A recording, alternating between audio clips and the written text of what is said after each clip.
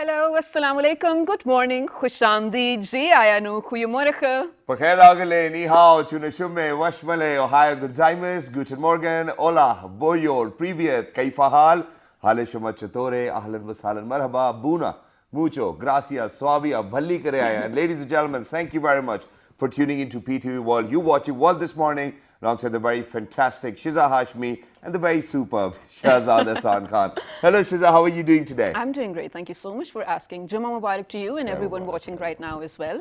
Ladies and gentlemen, please do not forget to remember Shahzad, myself, and my entire team in your press for today.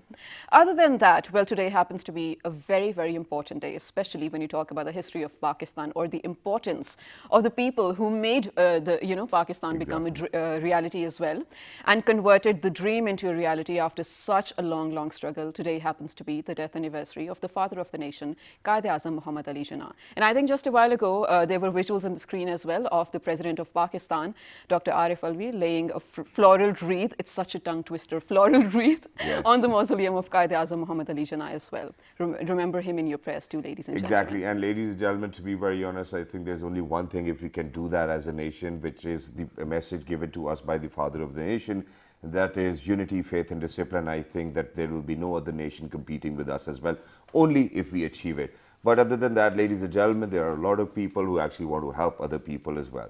There are a lot of institutes, there are a lot of NGOs, there are a lot of organizations, and then there are these government bodies who've been operating for more than 30 years and making sure that they are actually going to fulfill the dream of the father of the nation of having a sovereign state. Why not? But we are moving towards having a welfare system over here within our country, Pakistan as well. We have a small video to share. Go ahead, take a look, and when you guys will come back, we will be in conversation with somebody who's running this government organization and making sure that they're going to help and create difference in the life of millions of people out there. Let's do this. Let's do it. The character of a nation is judged by how it treats its poor.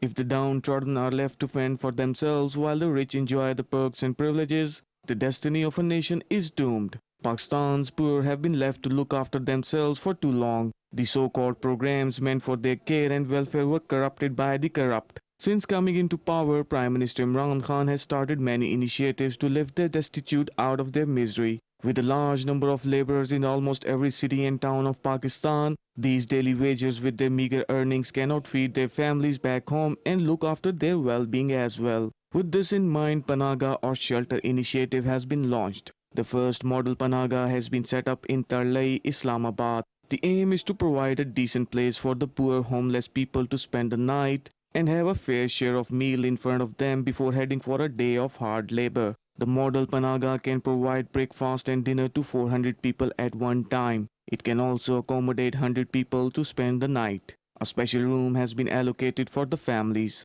The project has been handed over to Pakistan Baitul for smooth working. Those availing the facilities at the model Panaga feel finally taken care of by the state. हमारे लोगों को सब लोगों का पैदा मजदूरों का है कोई बच हो सकता है इसमें 100-200 रुपए हमारे लोगों को बच हो सकता है हम घर लेके जा सकता है बच्चों के लिए कुछ खरीद लेगा हमारे लोगों के पैदा उधर से आता है जगह नहीं है बाहर इधर रहता है रहायश अच्छा है बहुत अच्छा है सब ठीक है रहायश की जगह भी है अगर रोटी शोटी सुबह शाम को वो भी फ्री है और कोई मसला इधर नहीं है बस सब अच्छा है हम सब चीज़ से मुतमईन हैं इसका अमला जो है वो भी सही है खाना भी सही है चाय भी सही है ठीक है अच्छा आदमी साथ है अच्छा पनागा तो सही लगता है अच्छी तरीके से हुकूमत का मेरा एक दरख्वास्त है इंसाफ भी करेगा तो चलो सही है ये सारे लोग भी इधर आते हैं मजदूरों एक टाइम एक दिन काम मिलते हैं और एक हफ्ता इस तरह पालतू बैठा है काम नहीं मिलते है तो हुकूमत का ये दरख्वास्त है ये सारे लोगों को भी थोड़ा सा मदद करेगा काम भी स्टार्ट हो जाए तो चलो सही है ये हुकूमत से हम लोग बहुत खुश है क्योंकि गरीब आदमी के लिए सोचता है सही है इधर के लिए इंतज़ाम बिल्कुल सही है ये टीम लोग भी सही है ये अपना ड्यूटी सही दे रहा है मैं मुल्तान शहर के रहने वाला हूँ ये जैसे वहाँ हमारा घर होता है ना तो घर से निकलते हैं हम मुसाफिर बनते हैं यहाँ आते हैं तो हमें घर मुसाफरत महसूस नहीं होती ये घर से निकलते हैं और घर में आ जाते हैं गरीब आवाम के लिए बना हुआ है हम लोग यहाँ मजदूरी भी करता है खाना भी खाता है ये जो शेल्टर हाउस है ये हमारे ये फलाही रियासत की तरफ से एक अच्छा इकदाम है और यहाँ का जो अमला है हमारे साथ बहुत ताउन करता है, हमारा बहुत खिदमत करता है सर। नमाज के लिए अलग जगह बनाए हुआ है सर, साफ़ सुथरा वॉशरूम है। मैं अपनी फैमिली के साथ बन्नू से आया हूँ KPK। यहाँ पर सारा इंतज़ाम बिल्कुल ठीक ठाक चल रहा है अल्हम्दुलिल्लाह। सुबह नाश्ता भी किया है, रात को खाना भी खाया। एक छोटा सा मसला है कि यहाँ पर दीन को कोई इंतज़ाम नहीं होता है।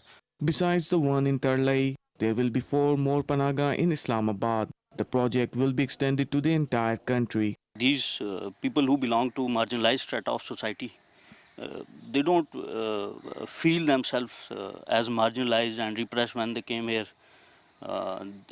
PBM, in the line of directions of Prime Minister, shall provide them with respectable living, accommodation and hygienic food in a standardized manner. PBM has taken over this initiative and already ongoing project Panagas in the name of Panagas, and trying to re-establish and remodel this project.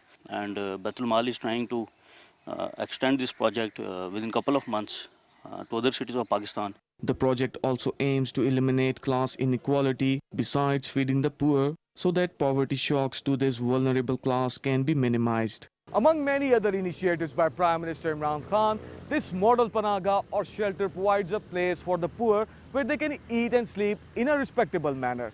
It's another step closer towards making Pakistan a truly welfare state. This is Ali Andaz from Tarlai, Islamabad. Ladies and gentlemen, Amazing. I think that this very initiative is commendable, definitely by PBM as well. And obviously, you know, I think that it's the vision of our Prime Minister, Mr. Imran Khan as well. Ali Andaz, you did a wonderful job with the report too as well. But other than that, ladies and gentlemen, what more do you want? I think respect is what we want each and every day of the time as well. And I think that this is something, this is a platform where you're going to get it as well, whether you afford it or not. It totally depends on you. But that's not what PBM is doing only. Ladies and gentlemen, when we speak about Pakistan Baitul Mal as well, they're running schools for children. Yes. Not just that, they're Orphanages. running women empowerment centers. Not just that, they're making sure that they're going to give 100% medical assistance to all of those people suffering from cancer, diabetes, or any other disease for that matter as well, and if you cannot afford that. But today, we are primarily focusing on Panagahe as well. How do they run? How the systems are being put in place so that it is sustainable. And then at the same time, we really need to ask, you know, because there was this one question, one gentleman actually answered that in the daytime there's no arrangement. So yes, the question marks there as well. Ladies and gentlemen, to answer all of these questions, we're very lucky that once again we've actually been joined by the Managing Director of Baitul Mal as well. He is the one and only Mr. On Abbas Bappi Saab. Hello sir, Assalamu Alaikum, good morning. Walaikum Assalam, and thank you very much for having me here. So, sir, to start with, of course, first of all, I have to take this moment and sort of appreciate the effort. Because, Shahzad, imagine Pakistan has been in existing for more than 70 years, and this is the only government that realizes that shelter homes need to be built. Exactly. I mean, Panaga, this is the only government that is actually taking care or taking in consideration that there are people who are homeless, there are people who do have homes but don't earn enough to run those homes. Exactly. So, kudos to you. You know, this requires a lot of courage and a lot of time. Thank you so much for doing that. Grateful. Now, when we talk about the vision of our Prime Minister, you and him share a similar vision, which is why you were appointed to do this job. To begin with, I want you to sort of, let everyone know how deeply you and the people working with you feel for this cause. And then we can, of course, move further. See, when I was appointed as MD Baitul Mal 2 years back, it felt like a normal job, being a CEO or of a normal organization. Right. But later in the course, I realized it's not a normal job. It's not a place where you come every day and do your job and sign some papers and go back. It's actually a place where you go and change the lives of people. Definitely. Every signature you do, every move you do, every action you take, everything you required to do, and sitting on that seat, is helping changing the lives of the different people. So we did so many things the last 2 years, but this particular thing, as you guys have been seeing the slot we just saw, Yes. there was something very different. Actually, this all started back in 2018 when we took over and Alright. Prime Minister started these panagas. You remember, you must have seen Ertugrul probably, and there's a Karavan Sarai concept in it. Exactly. That's a place normally tourists come, they stay overnight, they get themselves feed and then go in the mornings. This was the same concept, and we used to have these things 70, 80 years back when this Pakistan was not even made in like 47, before 47. We used to have these Karavan Sarais in Father Pakistan. of the nation was working on Yeah, that. there Right? were these things, seriously, there were things in this Indo-Pak that we have those Karavan Sarais in Pakistan. But unfortunately, for the last 70 years, the thought went to economy, thought went to politics, and there was not much we were thinking about these things. So Prime Minister started these things in 18. So we opened up so many panagas across Pakistan, in KP and in Punjab and Islamabad. And they were run by different administrations. Like the Punjab one was done by the Punjab province, KP by the KP province, and Islamabad, where the ICT administration was running it. So, and there was a hodgepodge sort of an arrangement. There were no timings for the breakfast. There was no set menus, what they're going to be feed. There were not set menus, how much will be feed. If there's a plate of biryani, how much biryani goes into the plate. There was not such arrangement of like how many people will be staying, what sort of buildings will be taking over. So Prime Minister was very much concerned that we should come up with an idea where there should be a central executing agency who will run this whole operation with minimum standards. So in August 9th, I was called up in Banigala by the Prime Minister himself, me, Prime Minister and Dr. Sania Nishtar. We all were there, and Prime Minister told that Baitul should take off this whole setup, and first of all you should set the minimum standards. And I was given 30 days time to set up this model Panaga you just saw. We finished in 28 days, and the Prime Minister came on 7th of September, that was this Monday, and he had his dinner with us. And trust me, it was a very heavy task, but we just did it not as a job, but done something out of the passion. We just loved it. Each of my colleagues who were working with me on this project, we were burning midnight oils to make this project such a beautiful place. But not even Prime Minister loves it, but the people who you just saw who come over there for breakfast and dinners, they should feel homely about it. It's the same thing that's for us. As we were discussing before the program, you asked me something. Do you judge people if they are poor or not when they're coming for the dinner? Or do you ask them, why are they staying overnight? We do not ask them. If I want to have a dinner and I'm hungry, I don't have the money, you don't have the right to ask me where it's coming from. I should go to the Panaga and I should get the same dignity as I go to any restaurant to get that food. And if I want to stay overnight, don't have a place, you can just stay overnight at the same place. Thinking about the washrooms, the bed sheets, everything that makes concern should be perfect. So that's the whole idea. That's and this is something which we are going to come back to as well. But ladies and gentlemen, thinking about one of those people who, ladies and gentlemen, happens to be the Prime Minister of Pakistan as of now as well, who's got everything to himself. And in the past, we have seen that no other leader actually thought about all of those people who cannot afford to eat, or probably while traveling they had to stop somewhere, or people who were from the marginalized segment. So first of all, I think that we really need to get together on this platform first of all and appreciate the initiatives taken by the Prime Minister of Pakistan and Baitul Mal then as well. Now, sir, you mentioned that it started back in 2018. It was a hodgepodge, and then eventually, in a month's time, you had to establish such a sustainable system where it kept on running on itself as well. What was that different thing which you did to the Panaga arrangement, which no other could have done? So first of all, I should appreciate all those things that were done in the previous Panagas, but all the people who done it, because there was no arrangement, so they just did what they had. Whatever sources they had, whatever buildings they had, whatever HR they had, they just started it. They tried. So what we did is we set the minimum standards. Standards are so many of them. So I'll start with the buildings. The building should have ample space for the dining rooms. There should be, spaces to sit, like we said, the benches, steel benches. It should sit respectfully, number one. The kind of menus they were set, like there's a 7 days set menu. You're supposed to have biryani on Tuesdays. Anywhere in Pakistan, if you go on Tuesday night, there should be a biryani. Wow. You're supposed to be, there's supposed to be a very standard breakfast. That's chane, the paratha, and a cup of tea. So every day, and there's set standards for timing as well. You can have breakfast from 6:30 onwards till 8 o'clock, because normally that's what the time when the laborers start their day off. After 8 o'clock, they normally don't come. There's a dinner time which starts at 6 o'clock till 9 o'clock, and there's a capacity of 400 people in every Panaga minimum. Can be fed every day, and there's 100 people breakfast every day being served. We have also set a standard that 100 people can stay in the Panagas every night. The best part is, which Prime Minister really liked it, which I never thought he will even notice it when he visited Panaga. We have set that there's a play card outside the bathrooms which says the time it was clean last time. So it's every 2 hours the bathrooms are clean. So, and this guy has to sign it. The janitor, as you go into hotel, it's the same thing. So the housekeeping has to sign it that it was clean 2 hours. The Prime Minister said, "Did he really clean it?" I said, "Yes, he did, sir." And even you mentioned that in the cabinet, that the standards those people have set even includes those things, the washing of the washrooms. So this is one. We have set the bed linen that has to be blue color, it has navy blue color. The standard size of the mattresses has to be in the it's almost like 3 inches one, 6 feet by 3 feet. Bunker beds, double size bunker beds, 80 rooms. everything. I mean, the best part is the people who actually work in, they should wear uniforms. Yeah. White shalwar kameez Okay. with the jackets of the panaga, because it differentiates them from the normal people. Right. Normally in government agencies, people do not really bother about it, who's wearing uniform. Yep. But actually, when you're serving someone, you should look like the one you are a server, Yeah. and the person who's being served should know that he's served in a dignified way. So those were the standards we set up.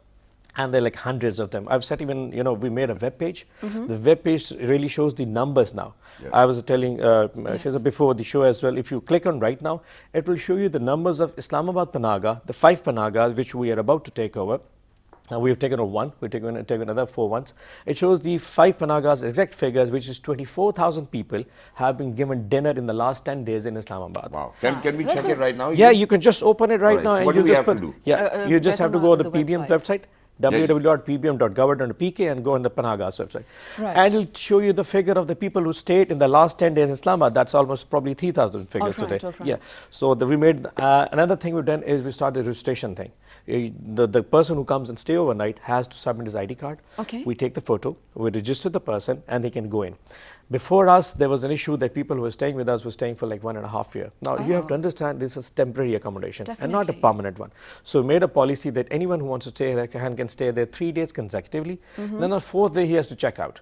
Alright. And then he can stay another 7 days, but not consecutively. Got it. So it gives chance to other people to come and stay, because this is a facility for not only the homeless and the other one, also for the people who come in Islamabad or to those cities Yes. for different things, like the students who come for interviews, the patients who come for treatments, and the attendants who come along with them. Nice. So these sort of standards we set up so the people can be facilitated in a way, in a dignified. Prime Minister always mentions dignified. It's so That's the important. respect. And the best part, he said something. He said, this is not politics. This is something beyond politics. And trust me, this one particular project is something we're doing for the life afterwards. And can I tell you Exactly. something? And yes, when you- ladies and gentlemen, everything is available on the website as well, so you can check it yourself for all of those people who actually tuned into PTV World today.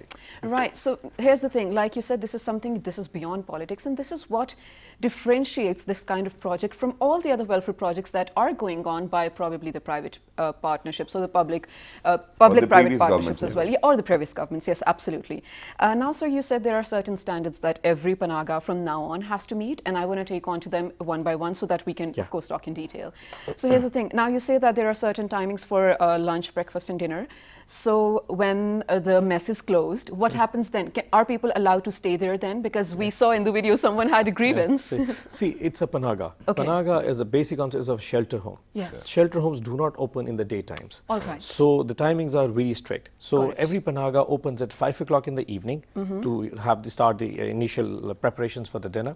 So we open up for dinner at 6 o'clock. In the meanwhile, you can have your dinner, and you can also register for staying overnight. At 9 o'clock, dinner finishes, and the people who had their dinner, who wants to stay overnight in the Panaga, can go into their rooms. Yeah. After that, Panaga closes. Nobody can check into the Panaga.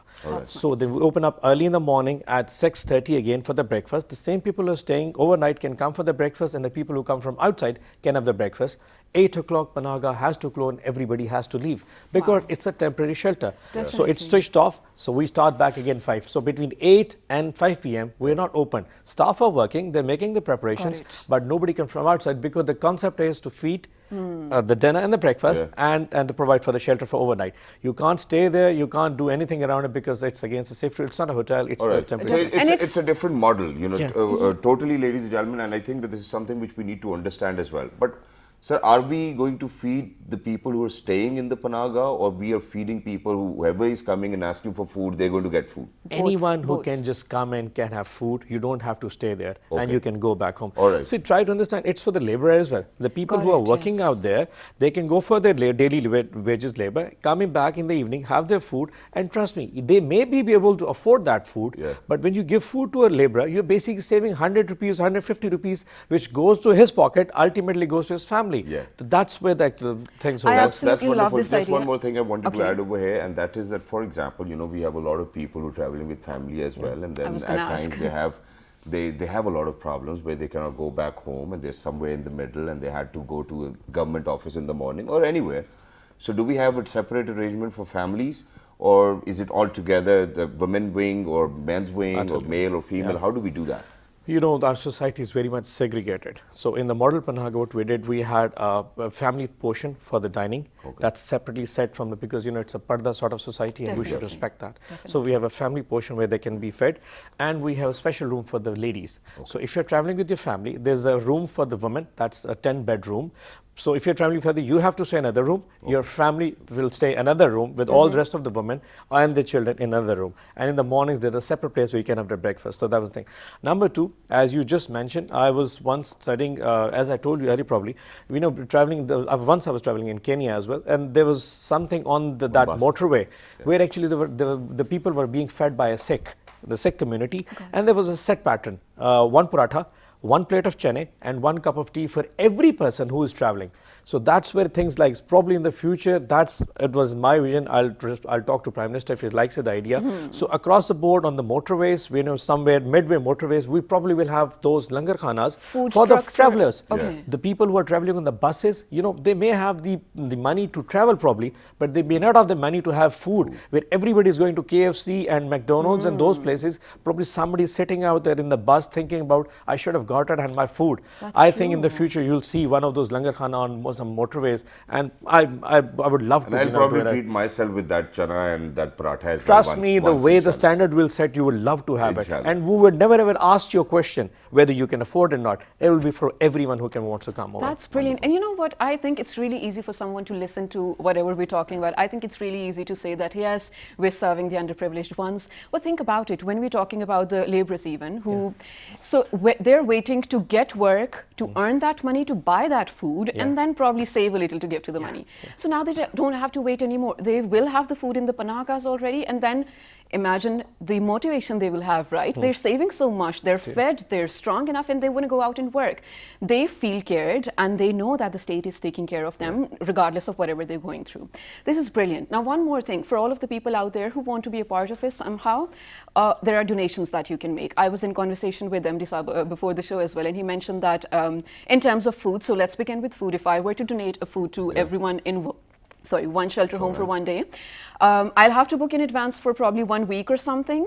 Let us know the details, please. Maybe I'll go wrong. So the list is so long, you know. Yes. The thing is, so many arrangements, right? We have food for the people who are actually being served over there. So the kitchen is full right now.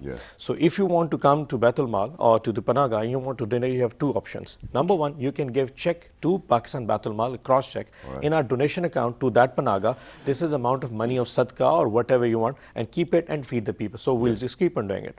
The other portion is the food part, the in-kind part, where you say, no, I want to give the food myself. You cannot give food for one day. We can't do it, because if you come for today and say it's a sadqa or a akika of my son, I want to donate a food tomorrow, we can't have that hodgepodge arrangement. I can't stop my kitchen in one day, so tomorrow something's coming up, don't cook it. We can't do it. So you have to come at least 3 days prior to what you're doing, and you have to give food for at least 7 days.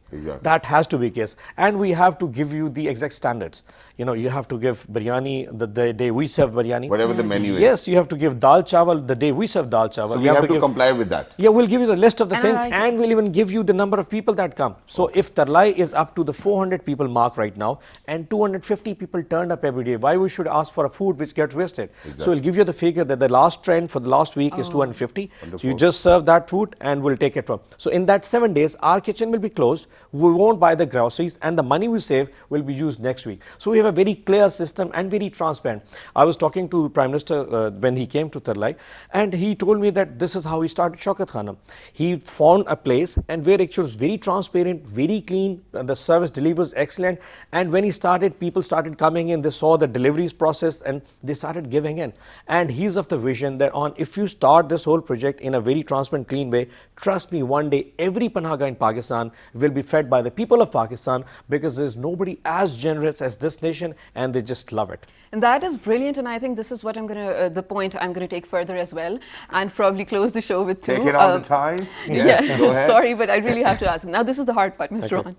Ron. You, of course, started the Tarlai project, and now you're going to take over the 4 next ones as well, and probably, inshallah, the other parts of Pakistan too. It's really hard to maintain the same standard when you're expanding, and we've seen that in history in terms of all, major corporate chains and whatnot. Since this is not corporate, but still standards need to be maintained. How will you make sure that happens? See, remember, we are a government. See, it's a government agency, not a private. There will be flaws, there will be mistakes. We just have to try more, harder and harder. But I can assure you that when the passion of PM is working and we're thinking of the life afterwards to try and make it as good as possible, and we leave no stone unturned to make it really a vision, something that he believes in. There will be problems, there will be issues, but we'll try to sort it out. Probably a couple of days back, the guy mentioned me that the chanas probably did not have the same salt. Even the small details even get reported. But rest assured that that's not, I don't do it for my own sake. And everybody who just comes around with things that's being sent by Allah Pak, and we'll just make sure that things will go well. We'll just keep on trying that. Wonderful that is as well, and we want to wish you best of luck as well. And how many more Panaga are we going to witness in the making? I've taken the target of setting 4 model Panagas in Islamabad. They'll make 5 in Islamabad. After these start, then Prime Minister probably will order where to go and how to go and how many. But I don't know, whatever energy we got, we'll just put into it and just envisage whatever we want. We'll just fix it up, inshallah. Wonderful, sir. Thank you very much for being with us. It was lovely to be in conversation. For everybody who's out there, ladies and gentlemen, we might be short on time, but we are not short of prayers as well.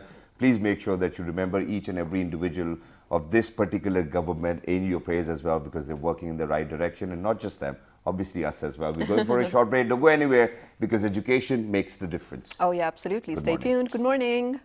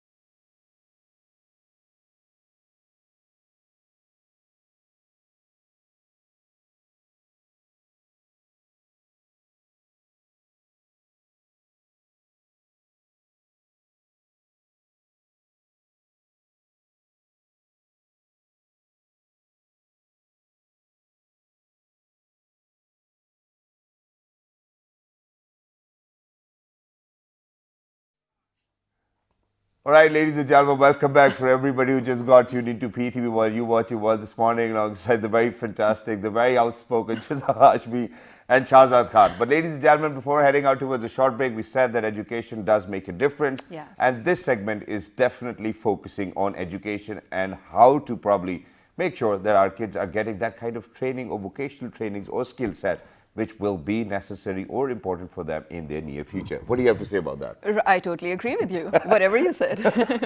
Okay, that's wonderful.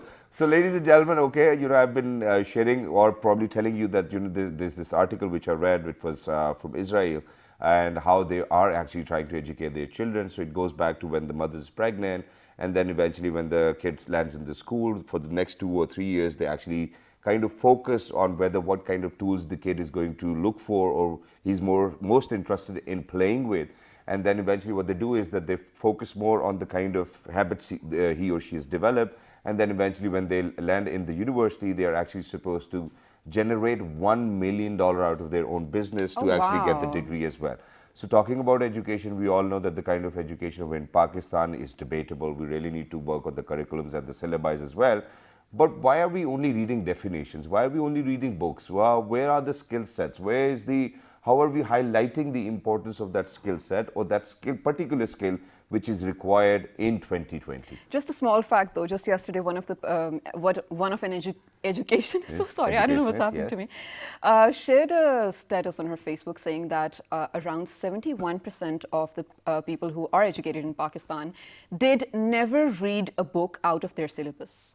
Imagine, I mean, that is really... Thank God I'm not in that 71%. Yeah, exactly. I mean, it's really restricting, Shahzad. Imagine being able to read and write, being educated, but never having to, you know, choose a book to read for your own knowledge. I mean, it's really, really sad. Exactly, it is. And to talk about this, ladies and gentlemen, we're very lucky that we've actually been joined by an educationist who's working day in, day out to make sure that, you know, she's going to bring in that change, and that whatever she's going to teach to her students is actually going to be beneficial in their practical life as well. Absolutely. Ladies and gentlemen, she happens to be Miss Sadia Qureshi as well. Hello, assalamu alaikum, good morning. Walaikum assalam. How are you? Good morning. I'm very well, thank you. Thank you very much for joining us. Wonderful to have you. I'm humbled. We have seen a lot of people who claim to be educationists, and with due respect, they are educationists, but I don't think that they were able to bring about that change within the education system. What is that one thing which is lacking in our education system? Why are there 71% people who have never ever read a book out of their syllabus? See, the main important part here is to understand why we are all coming into this field. Now, this is actually coming out of passion.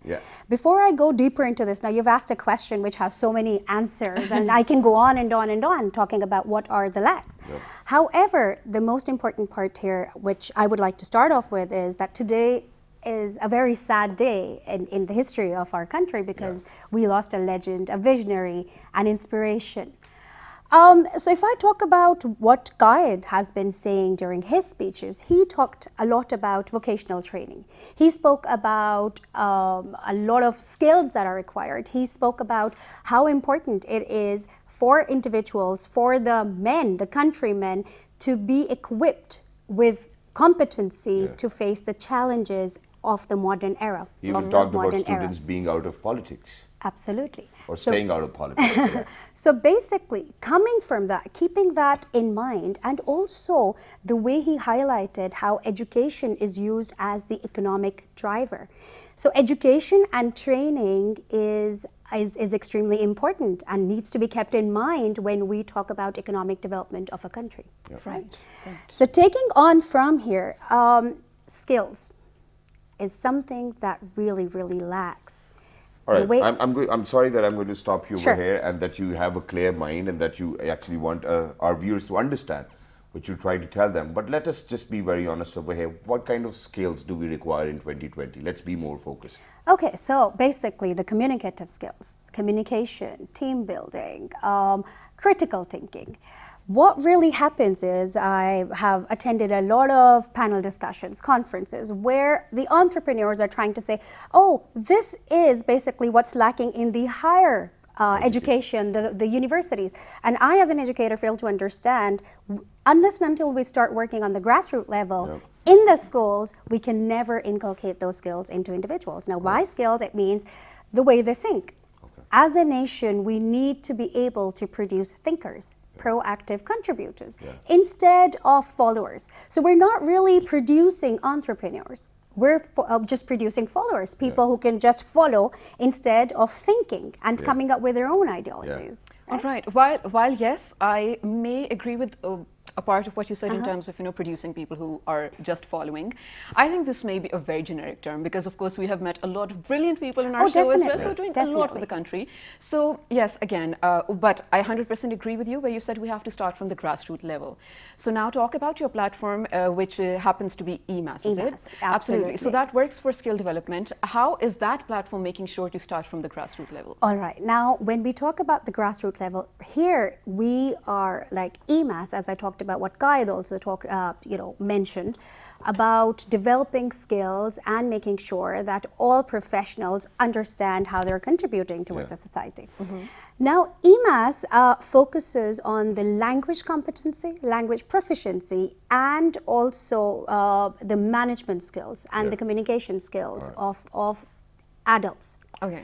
So when I say adults, I'm talking about educators, academic leaders, principals, people who are associated to education, and also the corporate sector, where my team and I, we aim at facilitating those individuals to enhance their own understanding of where they lack. All right, what I'm missing out on over here is that, okay, people who are affiliated with the education sector, for example, principals, deans, vice chancellors, obviously they need to be Higher up to date. education you're talking But, about. okay, even if higher education, that's where the deans or the head of the departments are.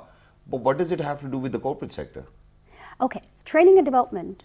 Yeah. Any place where there is teaching going on, it reflects back on the strategies that are used for instructional practices. Okay. Right? So that's how it is all connected. I think what we're missing out on over here is that bridge in between the universities and the corporate sector. Oh, yes. So how do you think all the educationists are out there as well, how do you think that they can fill in this gap? Because eventually what happens is you're going to teach somebody a skill set, you're going to give them vocational training. What if they do not land onto a job where that particular skill set was necessary, or that kind of vocational training which you imparted on your behalf wasn't really necessary for the person to have? You see, the important part here is to understand what exactly we're doing. Now, we, as I said, are equipping the individuals for their language competency, which basically means English language. Yeah, yes, please. Just a small point to add to it. Is it only that you're doing? So it is basically English language competency. We're offering IELTS support. We're also offering specific language development as far as writing skills are concerned. For the educators, we have brought in a lot of international programs, and we are partners with Notting Hill Training Institute in UK, which basically means that teachers here, educators here, can equip themselves professionally using those international qualifications. When I talk about the corporate, something very basic as corporate grooming. Yeah. The universities might teach them or ask them to give presentations. Everything, yeah. They're like marketing knowledge, bhi, Islamia bhi, maths bhi, sab padh lo. Now here it is. Here is the catch. Here is the catch. The schools and the teachers are not only required to provide theoretical knowledge and information that's coming from books. Yeah. If that was sufficient, the students here nowadays are already equipped. Yeah. So as teachers, obviously, because they're coming with a lot more exposure than they used to, right? So teachers are basically the facilitators who are adding onto the strategies that need to be used by the students. So what I mean to say is that all the techniques and tools are provided. And that's why peer discussion and talking is so important instead of only focusing on reading and writing. Yeah. Okay, so to my understanding, you are sort of focusing on and developing interpersonal and intrapersonal relationships as well, which is, yes, I do realize important.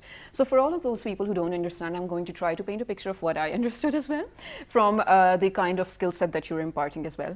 So while I know a lot of people, I think I've spoken about this before as well, I know some women, especially from my village back there as well, who, yes, are educated, but if they were to go out and earn or to make something of the education, they wouldn't know how to communicate about it. They wouldn't know where to find that online job, or if you even found the job, they don't know how to write a paper for it. So that's what it is. Get into the point. That is what it is. Expressing your ideas is the most essential technique, and it is a skill. Here comes the skill, right? I am not saying that we need to offer workshops and we need to offer the certifications only. It's how we do it and how the individuals know when and what to use where. And we're going to ask you that as well. And I think that it is very important, and I think that you've hit the nail on the head as well. And very sorry that we were actually a little hard on you just to get the information. Not at all. Not at all. It's our job. We have to be fair. Listen, the it's point our is, job, and we really need to make sure that we're getting the right information out there as well. So you've not been hard on me. I work with adults. I work with a lot of professionals, and I know exactly where it's coming from. I think that's wonderful as well. But now what we want to know is that you, at the beginning of your conversation, said that we really need to have thinkers rather than people who are followers. Absolutely. Now, the kind of skill sets or the kind of trainings you are imparting really won't make anybody a thinker. How are you planning on that? So basically, the point is, how do we produce thinkers? Thinkers are individuals who are giving their own reasons and understanding, their own logic for a certain situation. Better than us. Yes. Absolutely. I won't say really better than us. Now, when I said we're not producing thinkers, I didn't really mean, oh my God, we're not doing a good job. That's not what I meant, and I think that's what you actually perceived.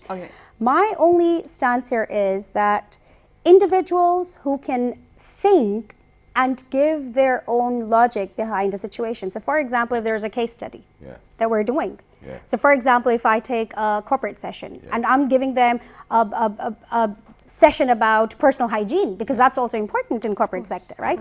In the corporate, a lot of people won't really know how to deal with each other. So conversation is also another problem. So maybe a scenario that is based on a reality where they don't know how to address people, where personal hygiene plays an important role. So basically devising a situation and putting them into groups and saying, okay, how do you think you're going to solve this? Instead of the facilitator, as I say, teachers are now the facilitators, giving all the information. It's basically, you know, give and take of information. So I feel as an instructor, now as an instructor, not only as a teacher in the educational sector, but also anywhere where there is instruction, where there is delivery of information or transfer of information and knowledge, we're moving apart not only by just giving, but also taking back. And that's wonderful as well. One last thing before we wrap up, and I think that all of those things which you've mentioned are going to be very helpful for people. Only when people are able to realize that these are the skill sets which we need to ourselves as well. Who are the people now who really need to go through these trainings? Yes, I would say, okay, now here comes the point. Training is a word that I feel should not really be used. It's more of development. Okay. So I call myself as a development manager, a training consultant. I can't train people.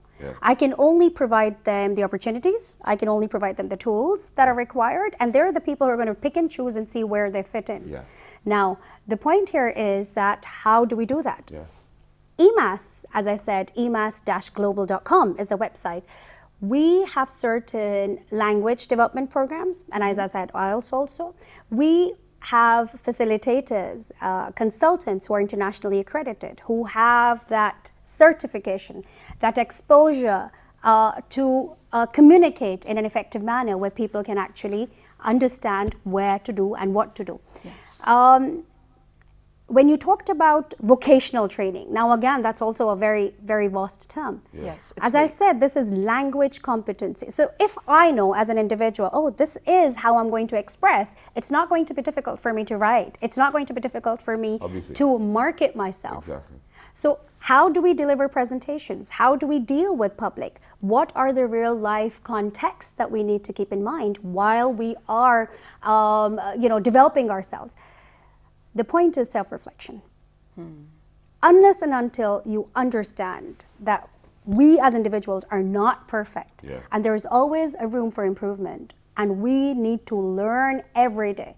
Learning is a process, and till the day we die, we're all going to be learning. Exactly. Thank you very much for being with us, Sadia. It was wonderful to have you over here in the studios as well, and that too all the way from Lahore.